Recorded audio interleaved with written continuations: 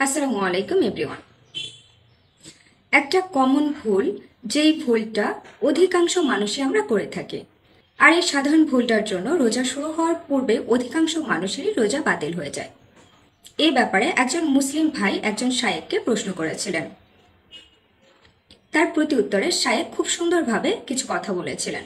মুসলিম ভাইটা শায়েখকে জিজ্ঞেস করেছিলেন, এমন অনেক মানুষ আছেন যারা সাহারির সময় শেষ হয়ে যাওয়ার পরও আজানের পূর্ব মুহূর্ত পর্যন্ত খাবার খেয়ে থাকেন বা আজান দেওয়ার পূর্বে পানি পান করে থাকেন, তাদের কি আদৌ রোজা হয়? তখন শায়েখ উত্তর করেছিলেন, আজানের সাথে সাহারির সময় শেষ হওয়ার কোনো সম্পর্ক নেই। সাহারির সময় শেষ হয়ে যাওয়ার সম্পর্ক সুবহে সাদিক উদয় হওয়ার পূর্ব মুহূর্ত পর্যন্ত। আর আমাদের প্রতিটি মসজিদেই রমজান মাসে ইমাম সাহেব অথবা মসজিদে দায়িত্বরত আছেন এমন ব্যক্তিরা সাহারির সময় শেষ হয়ে যাওয়ার পূর্ব মুহূর্তগুলোতে বারবার আমাদের সতর্ক করে থাকেন। আমরা সবাই মসজিদে শুনতে পাই যে সাহারির সময় শেষ হয়ে যাওয়ার পূর্বে বারবার মসজিদ থেকে আওয়াজ আসতে থাকে যে সাহারির আর মাত্র 30 মিনিট বাকি আছে, সাহারির সময় শেষ হওয়ার আর মাত্র 10 মিনিট বাকি আছে, 5 মিনিট বাকি আছে। এভাবে সাহারির সময় শেষ হওয়ার পূর্ব মুহূর্ত পর্যন্ত তারা আমাদের সতর্ক করে থাকেন। আর তার কারণ হচ্ছে আজানের 5 থেকে 10 মিনিট পূর্বেই সাহারির সময় শেষ হয়ে যায়। যদি আজান দেওয়া পর্যন্তই সাহারি করা যেত, তাহলে হুজুররা বারবার কেন এভাবে আপনাদের সতর্ক করতে থাকেন? তখন ছেলেটি শাইখকে আবার প্রশ্ন করে, অনেকে তো অনিচ্ছাকৃতভাবে এই কাজটি করে থাকে বা অনেকে অজ্ঞতার কারণে এই কাজটি করে থাকে, তার ক্ষেত্রে কি করণীয়? তখন শাইখটি উত্তর দেন, যদি কেউ অনিচ্ছাকৃতভাবে এই কাজটি করে থাকেন বা না জেনে না বুঝে করে থাকেন, তখন তার জন্য তাকে তওবা করতে হবে এবং ওই রোজাটি পরিপূর্ণভাবে রাখতে হবে। এবং তার করা ভুলের জন্য আমরা তো সাধারণত শাওয়াল মাসে আমাদের কাজার রোজাগুলো রেখে থাকি, তো তখন তাকে তার সেই ভুলের বিনিময়ে একটা রোজা কাজা করতে হবে।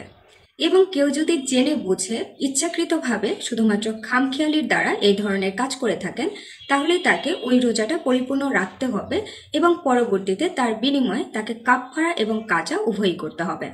আমরা যদি ভুলবশত কোনো কাজ করে ফেলি, মহান আল্লাহ তাআলা কিন্তু আমাদের ক্ষমা করে দেন। কিন্তু এক্ষেত্রে আমরা যদি অনিচ্ছাকৃতভাবে এ ধরনের ভুল করে ফেলি, তাহলেও আমাদের সেই রোজাটা পরিপূর্ণ করে পরবর্তীতে তার জন্য একটি রোজা কাজা করতে হবে। আর সেখানে আপনি ইচ্ছাকৃতভাবে শুধুমাত্র খামখেয়ালির জন্য এ ধরনের ভুল করছেন, যার কারণে আপনাকে পরবর্তীতে কাজা কাফফারা দুটোই করতে হবে। দু ধরনের মানুষদের মধ্যে এই ভুলগুলো করতে বেশি দেখা যায়, গ্রামের মানুষদের মধ্যে এবং মুরব্বীদের মধ্যে। তারা এই ধরনের কাজ অজ্ঞতার কারণে বা তারা যেহেতু খুব বেশি কুসংস্কার মেনে থাকে, সেই প্রবণতা থেকেই তারা এই ধরনের কাজ বেশি করে থাকেন। আমি নিজে এমন অনেক মানুষকে দেখেছি যারা সাহারির সময় শেষ হয়ে যাওয়ার আগেই খাবার শেষ করেছেন, কিন্তু যখনই আজান শুনেছেন তখনই ঢুকঢুক করে কয়েক গ্লাস পানি পান করে ফেলেন। এ ব্যাপারে তাদেরকে যখন আমি সতর্ক করতে গেছি, তারা আমাকে উল্টো বুঝ দিয়েছেন যে আজান হওয়ার পূর্ব মুহূর্ত পর্যন্ত খাবার খাওয়া যায়। আগেকার মানুষ শরীরের লোম দেখার পূর্ব মুহূর্ত পর্যন্ত খাবার খেতেন। এ ধরনের ধারণা যারা মনের মধ্যে পোষণ করেন, তারা হয়তো এই হাদিসটার ভুলভাল ব্যাখ্যা করেন। আমাদের রাসূলুল্লাহ সাল্লাল্লাহু আলাইহি ওয়াসাল্লাম বলেছেন, তোমরা ইবনে উম্মে মুসা আজান দিলে খাবার খেও না, বেলাল আজান দিলে খাবার খেও। কারণ বেলাল যখন আজান দিতেন তারও অনেক পরে সুবহে সাদিক হতো। অপরদিকে ইবনে উম্মে মুসা উনি অনেক বিলম্বে আজান দিতেন। হয়তো এই হাদিসটির ভুলভাল ব্যাখ্যাই তারা করে থাকেন। আমি এমন অনেক মানুষকে দেখেছি যে আমি ফজরের সালাত শেষ করে ফেলেছি, শুতে যাব, সেই সময়টায় তারা উঠে খাবার খাচ্ছেন। যখন আমি তাদেরকে এই খাবার খাওয়ার উদ্দেশ্য জিজ্ঞেস করলাম, তারা বলল যে আমি যেহেতু ঘুম থেকে উঠতে পারিনি, আমার অনেক দেরি হয়ে গেছে, এর জন্য এখন সাহারি করছি, কারণ সাহারি না করলে রোজা হবে না। আমি তখন তাদেরকে বললাম যে রোজা রাখার জন্য সাহারি বাধ্যতামূলক নয়। তখন তারা বলল, কে বলেছে অন্তত পক্ষে 1 গ্লাস পানি হলেও খেতে হবে, না হলে কারো রোজা হবে না, রোজা রাখার জন্য সাহারি আবশ্যক অর্থাৎ ফরজ। এ ধরনের ধারণা একজন দুজন না, অনেক মানুষই পোষণ করেন। কেউ যদি ঘুম থেকে বিলম্বে ওঠেন, তার জন্য রোজা রাখাটা আবশ্যক, সাহারি খাওয়াটা আবশ্যক নয়। কারণ সাহারি খাওয়াটা আমাদের জন্য মুস্তাহাব এবং বরকতময়। যদি কেউ ঘুম থেকে উঠে সাহারির সময় পান, অর্থাৎ অল্প একটু সময়ও পান, তাহলে তার অল্প কিছু হলেও খেয়ে নেওয়া উচিত, কারণ এটা আমাদের জন্য অনেক সওয়াবের এবং বরকতময়।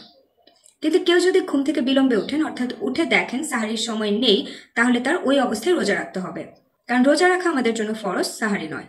আর আপনি সাহারি না খেয়ে রোজা রাখার কারণে আপনার রোজার সওয়াবের বিন্দু পরিমাণও কমতে হবে না।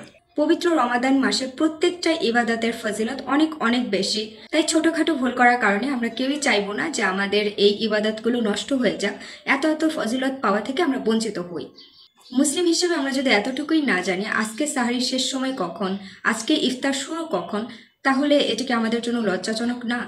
আর আমাদের প্রত্যেকটা মুসলিমেরই উচিত সাহারির সময় শেষ হয়ে যাওয়ার কমপক্ষে 5 মিনিট পূর্বে খাবার শেষ করে ফেলা। আমি প্রত্যেকটা ভাই বোনদের উদ্দেশ্যে বলবো যে আপনারা নিজেরা যদি এই ধরনের ভুলগুলো করে থাকেন তাহলে এখন থেকে আর এই ধরনের ভুল করবেন না, এবং আপনার পরিবারে বা আপনার প্রিয়জনদের মধ্যে বা পরিচিতদের মধ্যে যদি কাউকে এই ধরনের ভুলগুলো করতে দেখেন অবশ্যই তাদেরকে সতর্ক করবেন এবং তাদেরকে সঠিকভাবে বোঝাবেন। কারণ আমরা কোনো মুসলিমই চাই না যে সামান্য সামান্য ভুল করার কারণে আমাদের অন্যান্য মুসলিম ভাই বোনদের এত কষ্ট করা আমলগুলো নষ্ট হয়ে যাক।